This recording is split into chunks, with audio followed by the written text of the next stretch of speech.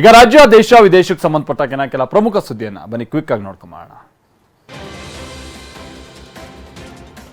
Paris Olympic ಕ್ರೀಡಾಕೂಟದಲ್ಲಿ ಅಮೆರಿಕದ ಪದಕ ಬೇಟೆ ಮುಂದುವರೆದಿದೆ. ಈವರೆಗೂ 4 ಚಿನ್ನ, 12 ಬೆಳ್ಳಿ ಹಾಗೆ 11 ಕಂಚಿಗೆ ಅಮೆರಿಕ ಕೊಳ್ಳೊಡ್ಡಿದೆ. ಅದೇ ರೀತಿಯಾಗಿ ಚೀನಾ 8 ಚಿನ್ನ, 6 ಬೆಳ್ಳಿ, 2 ಕಂಚಿನ ಪದಕವನ್ನ ಗೆದ್ದುಕೊಂಡಿದೆ. ಜಪಾನ್ 7 ಚಿನ್ನವನ್ನ ಗೆದ್ರೆ 2 ಬೆಳ್ಳಿ, 4 ಕಂಚನ್ನ ತನ್ನದಾಗಿಸಿಕೊಂಡಿದೆ.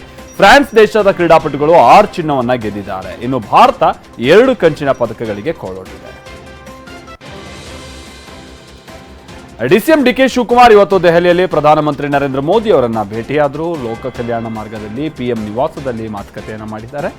ಮೋದಿ ಭೇಟಿ ಬಗ್ಗೆ ಮಾತನಾಡಿರುವ ಡಿಕೆ, ಈ ಬಾರಿ ಕೇಂದ್ರ ಬಜೆಟ್ನಲ್ಲಿ ಕರ್ನಾಟಕಕ್ಕೆ ಹೆಚ್ಚಿನ ಅನುದಾನ ಸಿಕ್ಕಿಲ್ಲ, ಹೀಗಾಗಿ ಬೆಂಗಳೂರು ಅಭಿವೃದ್ಧಿ ಯೋಜನೆ ಬಗ್ಗೆ ಚರ್ಚೆ ಮಾಡಿದ್ದೀವಿ. ಭದ್ರಾ ಮೇಲ್ದಂಡ ಯೋಜನೆ ಅನುದಾನ ಬಾರದ ಬಗ್ಗೆನೂ ಕೂಡ ಪ್ರಸ್ತಾಪ ಮಾಡಿದ್ದೀವಿ ಅಂತ ಹೇಳಿದ್ದಾರೆ. ರಾಹುಲ್ ಗಾಂಧಿಗೆ ತಮ್ಮ ಜಾತಿ ಗೊತ್ತಿಲ್ಲ ಎಂಬ ಅನುರಾಗ್ ಠಾಕೂರ್ ಹೇಳಿಕೆ ವಿರುದ್ಧ ಟೀಕೆಗಳು ಕೇಳಿಬರ್ತಾ ಇದೆ. ಎಐಸಿಸಿ ಅಧ್ಯಕ್ಷ ಮಲ್ಲಿಕಾರ್ಜುನ್ ಖರ್ಗೆ ಗರಂ ಆಗಿದ್ದಾರೆ. ಬಿಜೆಪಿಯ ಅನೇಕ ನಾಯಕರು ಅಂತರ್ಜಾತಿ ವಿವಾಹ ಆಗಿದ್ದಾರೆ, ಅಂತರ್ಧರ್ಮೀಯ ಮದುವೆಯೂ ನಡೆದಿದೆ, ಹಾಗಿದ್ರೆ ಇದು ತಪ್ಪಾ ಅಂತ ಪ್ರಶ್ನಿಸಿದ್ದಾರೆ. ಅಷ್ಟೇ ಅಲ್ಲದೆ ಮೋದಿ ಟ್ವೀಟ್ ವಿರುದ್ಧ ಕಿಡಿಕಾರಿ ಮೋದಿಯ ಸಮರ್ಥನೆಯನ್ನ ನಾನು ಖಂಡಿಸ್ತೀನಿ ಅಂತಾನೂ ಹೇಳಿದ್ದಾರೆ.